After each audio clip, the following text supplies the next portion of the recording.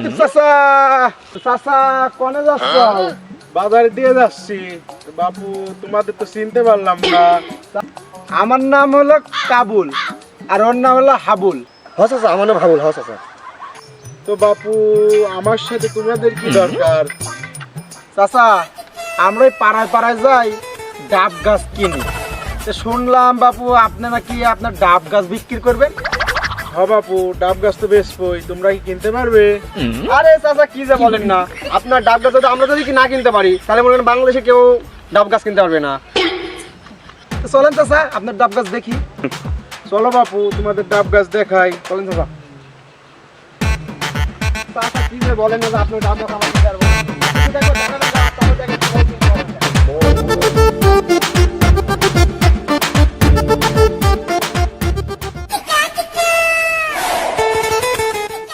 এই যে আমার ডাব গাছ বাপু, গাছ কি পছন্দ হয়েছে?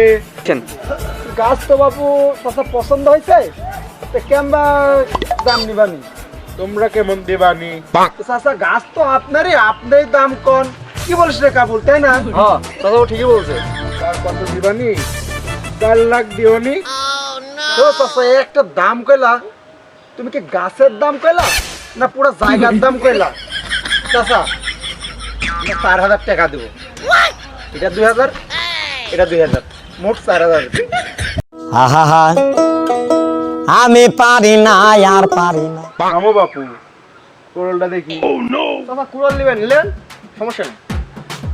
কোরল দেখি খালি গাছই কাটে। আরে চাচা কি যে বলেন না, গাছ কাটবে খালি, সব কাটা যাবে, আপনি খালি কি কাটবেন এটি বলেন। মাথাও কি কাটে? কি রে কাবুল, চাচা কুরুল নিল, ভাবো তো মতি গতি ভালো না, তাই তো দেখছি। আমার গাছ কিনতে আসিস 4,000 টাকা দি, তোদের সাহস তো কম না। মনে হয় চাচা খেতে রেখে গেছে রে। হ্যাঁ কি বাবু চাচা কথা বলছে।